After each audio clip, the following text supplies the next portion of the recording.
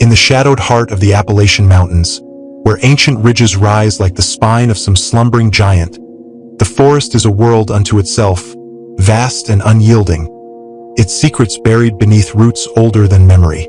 My name is Ethan Carter, and for 6 years, I've carried a terror born in those woods, a memory that haunts the quiet corners of my life as a graduate student in folklore at Appalachian State University. At 16, I was a boy thrust into manhood, tasked with protecting my 8-year-old sister, Lily, in a cabin 5 miles from any neighbor, where the nearest help was a prayer on the wind. What came for us wasn't human. A wendigo, a spirit of hunger and winter, its voice a perfect mimic of our mother, dead 3 years prior. This is my story, a descent into fear that began on a November night in 2019 and reshaped my understanding of family, survival, and the darkness that lingers in the hollows. It's a warning to those who venture into the wild. Ignore any cries for help in the woods, no matter how familiar the voice. Our cabin stood in a clearing carved from the Appalachian wilderness, a squat structure of weathered pines surrounded by a forest so dense it seemed to swallow light. 5 miles down a winding mountain road lay the nearest neighbor, a distance that made self-reliance not a choice but a necessity. The cabin's walls bore the scars of decades, rain, snow, and the relentless wind that howled through the hollows, carrying whispers of forgotten things. Inside, the air was thick with the scent of wood smoke, boiled coffee, and the faint must of old books, a reminder of the life my father, James Carter, had built for us before grief unraveled him. My mother, Emily, died 3 years earlier, when I was 13 and Lily was 5, taken by a sudden illness that left her gasping in a hospital bed. Her absence was a wound that never closed, her laughter and warmth replaced by a silence that settled over the cabin like dust. My father, once a steady man who taught me to track deer and split firewood, turned to whiskey to dull his pain, his eyes growing bloodshot, his hands unsteady. By 16, I had become the anchor of our fractured family, cooking meals, helping Lily with homework, and checking for monsters under her bed. A role I never chose but couldn't escape. Lily was my light in those dark days, her blue eyes, our mother's eyes, bright with a resilience that defied her age. She clutched a stuffed rabbit, its fur worn thin from years of love, its button eyes loose from her constant embrace. Our nightly ritual was a puppet show, using 2 sock puppets my mother had sewn. One with yarn hair and button eyes, the other with felt ears and a crooked smile. "Can we do the puppets tonight?" Lily asked one evening, tugging my sleeve as I washed dishes, her voice soft but insistent. I dried my hands, the rough towel grounding me, and followed her to our shared bedroom, a small space with creaking floorboards and a single window overlooking the forest. Crouching behind her bed, I raised the yarn-haired puppet, my voice squeaky and playful. "Hello, Princess Lily. Did you brush your teeth tonight?" She giggled, revealing the gap where her front tooth had fallen out, her laughter a fleeting warmth in the cold cabin. The show continued until her eyelids drooped, her small frame sinking into the mattress. I tucked the blanket around her, pressing a kiss to her forehead. "Sweet dreams, Lil," I whispered, my voice barely audible over the wind rattling the window pane.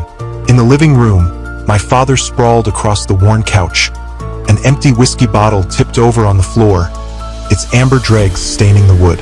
His snores rumbled, a low counterpoint to the forest's restless sounds. I picked up the bottle, setting it on the coffee table, too tired to feel the anger that once burned in my chest. At 16, I was already weary, my shoulders carrying a weight no boy should bear. The cabin felt smaller each day, its walls closing in, the forest beyond a constant, watchful presence. That night, as I settled into my narrow bed, a sharp, melodic whistle cut through the darkness. 3 ascending notes, followed by 2 descending, deliberate and unnatural. I froze, my breath catching, the sound slicing through the cabin's quiet like a blade. It came again, clearer, closer, not the call of a bird or the wind's moan through the pines, but something purposeful, as if testing the air. I glanced at my father's silhouette in the living room, knowing he wouldn't wake, his drunken slumber a wall between us and the world.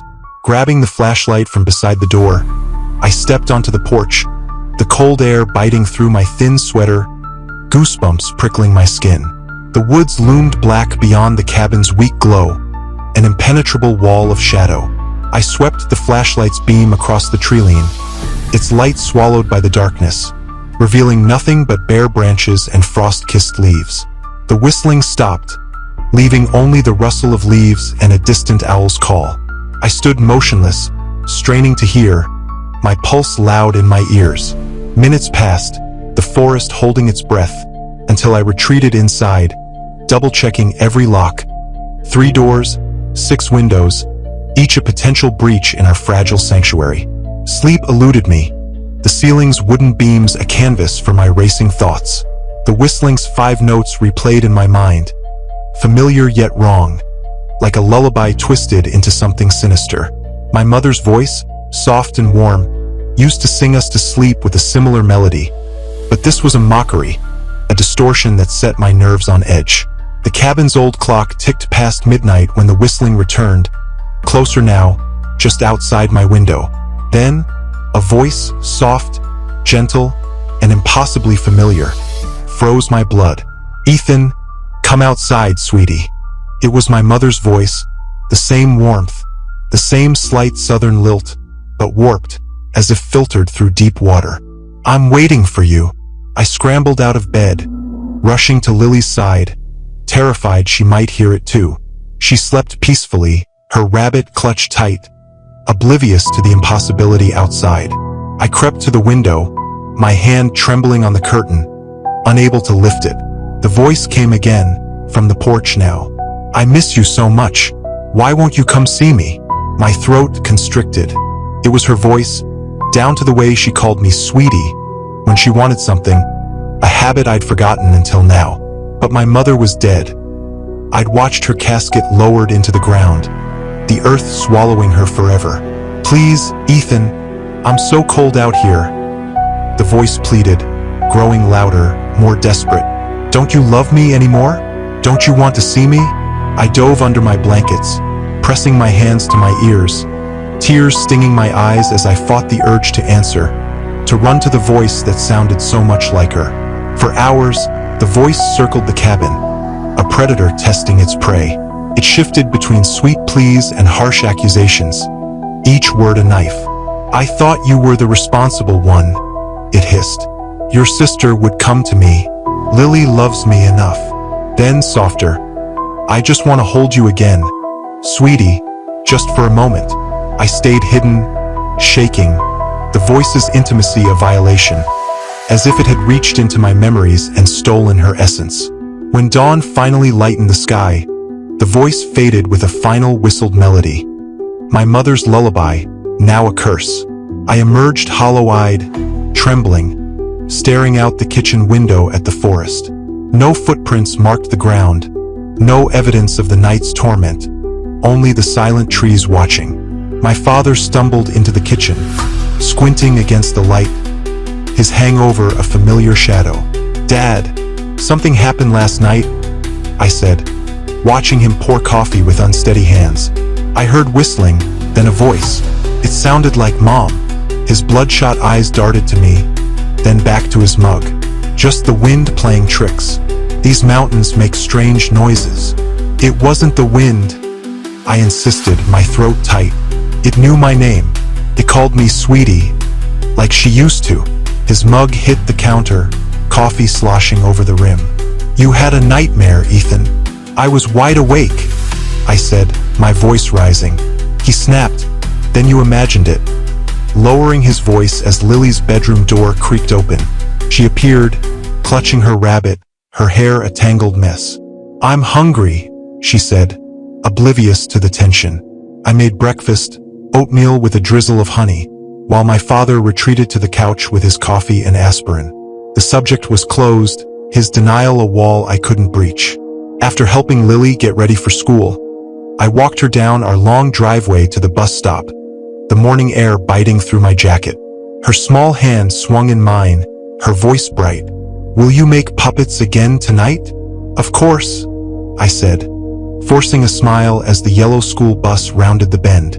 She climbed aboard with a wave, and I waited until it disappeared, then continued downhill to town, skipping school for answers. The county library, a squat brick building beside the courthouse, was my refuge. Ignoring the librarian's glance, I settled at a computer, searching for creatures that mimic voices. Most sites were hoaxes, but a pattern emerged. Legends of beings that lure victims by imitating loved ones. An article on skinwalkers, Navajo shapeshifters, chilled me.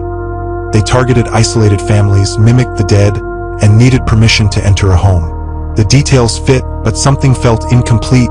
The creature's malice too ancient, too vast for a single tradition.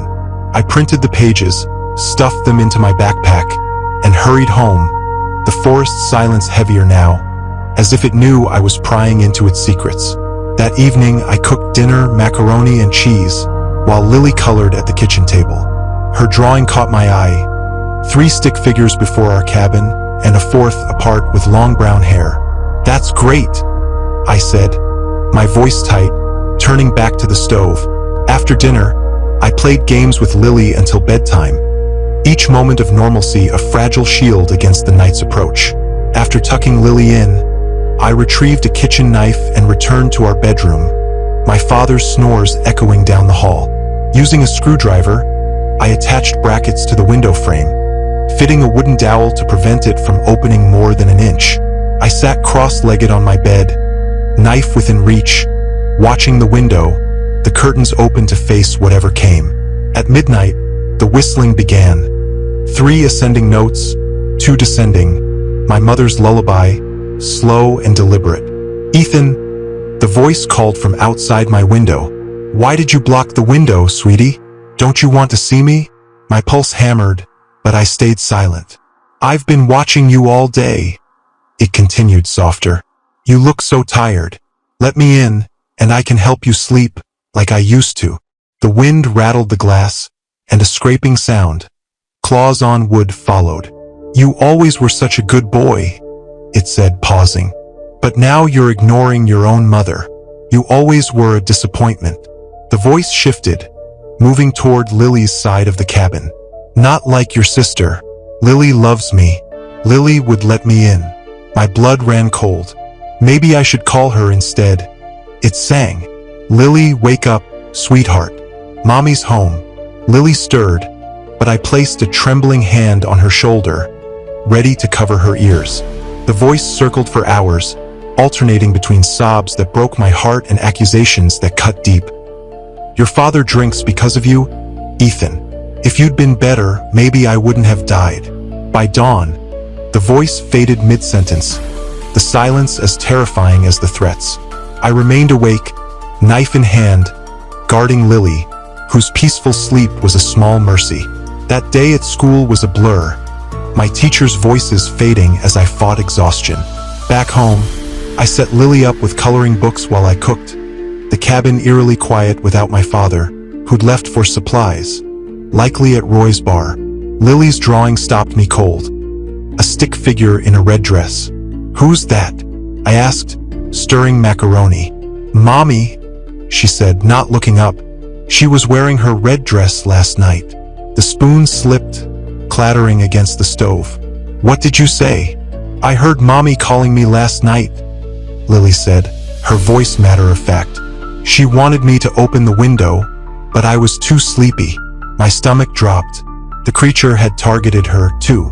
"Lily, look at me," I said, kneeling beside her. "You didn't open the window, right?" She shook her head. "Was that bad? Will Mommy be mad?" I gripped her shoulders, hiding my panic. "That wasn't Mom. Mom's in heaven. Promise me, never answer any voices at night, no matter who they sound like. Even me, Dad, or Mom." Her lip trembled, but she nodded. "I promise, Ethan." I hugged her tightly, my heart racing. After dinner, I invented a winter-proof the cabin game, gathering tools from my father's shed, hammer, nails, plywood scraps. "What are you doing?"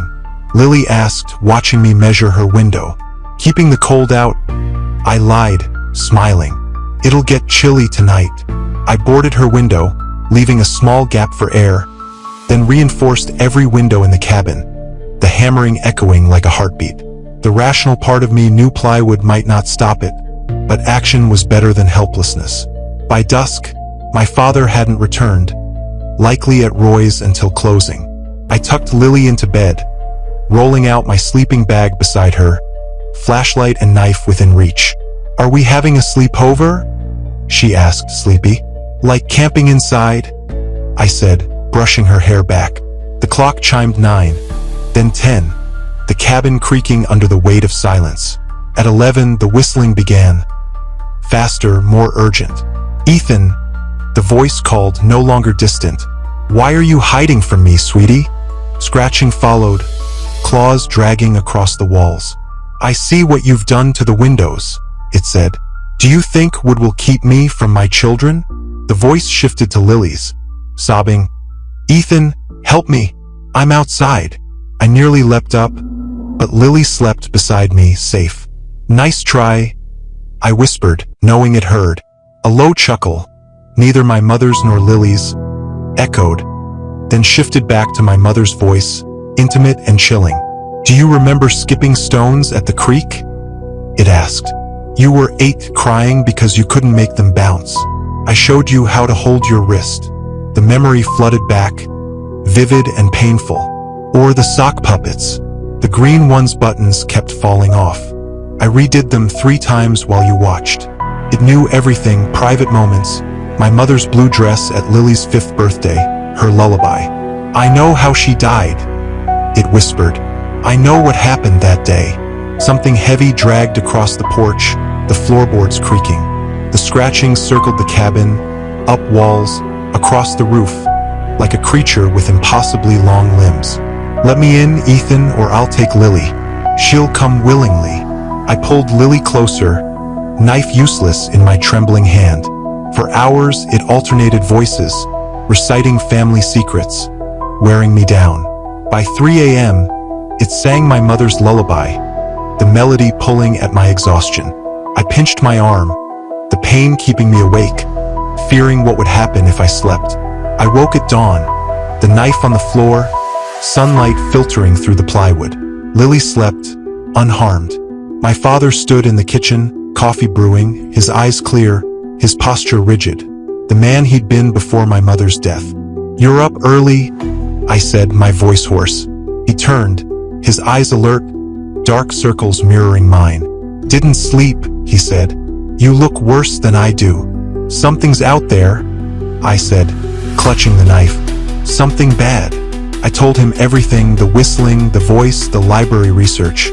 He didn't interrupt, his knuckles whitening around his mug. "It's not a skinwalker," he said, his voice low. "It's a wendigo." The word chilled me, a spirit of hunger and winter, old as these mountains. He rolled up his sleeve, revealing a twisted scar from wrist to elbow. I met it before, 25 years ago, hunting alone in a blizzard. Took shelter in a cave. It was there, tall, skin stretched over bone, antlers scraping the ceiling. Spoke in my father's voice, dead 5 years. I shot it, stabbed it, pushed it off a cliff. Thought I killed it, but wendigos don't die easy. His voice broke. "Your mother's death. It sensed our grief, our weakness. Why didn't you tell me?" I asked, trembling. "Your mother knew," he said. "We prepared, just in case." He unlocked a metal box in the closet, revealing a disassembled hunting rifle and silver bullets etched with symbols. Silver, blessed by a Cherokee shaman, mixed with white ashwood and mountain ash berries. He assembled the rifle with practiced hands. "Regular bullets won't stop it." Lily woke, rubbing her eyes. My father crouched to her level. "Ethan's taking you to the basement for a game, like hide and seek." She frowned. "Why?" "It's fun," I said, guiding her downstairs. The basement storage room, behind the furnace, had a steel door. My father handed me a backpack with supplies. "There's a tunnel your mother and I dug, leading to a storm shelter. If I don't return, wait 24 hours, take Lily, and drive to town. Tell Sheriff Morgan code black." "You're not going alone," I said. "Your job is to protect Lily," he replied, his voice firm. He checked the rifle, tucking extra bullets into his jacket. "This ends today." He stepped onto the porch, scanning the treeline, then vanished into the woods. In the basement, Lily and I huddled in the concrete room, surrounded by canned food and water. "Are you hungry?" I asked. She shook her head, clutching her rabbit.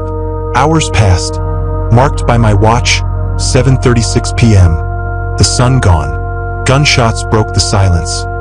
5 in succession, then a primal shriek, inhuman and piercing, rattling the shelves. Lily pressed against me, trembling. "Just the wind, elite." More shots, then silence. A floorboard creaked overhead, followed by footsteps on the porch. "Ethan, Lily," my father's voice called. "It's over. Let me in." Relief surged, but the voice's flatness stopped me. "Is that Daddy?" Lily whispered. "Wait here," I said, guiding her behind the water heater. I climbed the stairs, shotgun in hand, and peered through the window. The figure had my father's shape, but its movements were wrong, jerky, unnatural. "I'm hurt," it said, blood dripping from its mouth, its grin too wide. "I killed the Wendigo. I can smell your fear." It hissed, its voice slipping into something ancient. Our eyes met through the glass, its face twisting. It pounded the door, splintering wood, cycling through voices. My father's, my mother's, Lily's. I grabbed the shotgun, loading shells as the door gave way. The creature stood, 7 feet tall, antlers scraping the frame, its face a melting mockery of my father's, eyes glowing orbs. I fired, the blast hitting its heart, throwing it onto the porch.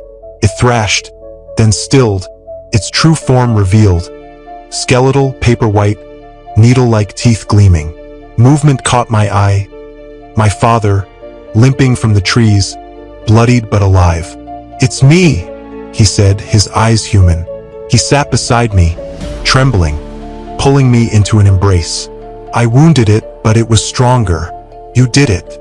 We found Lily, sobbing but safe. That afternoon, we dragged the Wendigo's body deep into the forest, burning it with Cherokee rituals, the flames blue and purple. We scattered the ashes in a stream at sunrise. "Will it end?" I asked. "Nothing's certain," my father said. "But you hit its heart." Weeks later, my father emptied his liquor bottles, the smell of whiskey sharp as he poured them out. "I've been hiding," he said, his eyes pained. "No more." Snow blanketed the mountains, the winds carrying only natural sounds. Nightmares persisted. My mother's voice, the Wendigo's face, but Lily's presence anchored me. My father found work, his hands steady again. We planted a garden, marking my mother's memory with forget-me-nots. The terror lingers, but so does our resilience. What would you do if a loved one's voice called from the darkness? Trust it or resist, knowing it might cost your soul? Could you protect those you love from a horror that knows your deepest fears?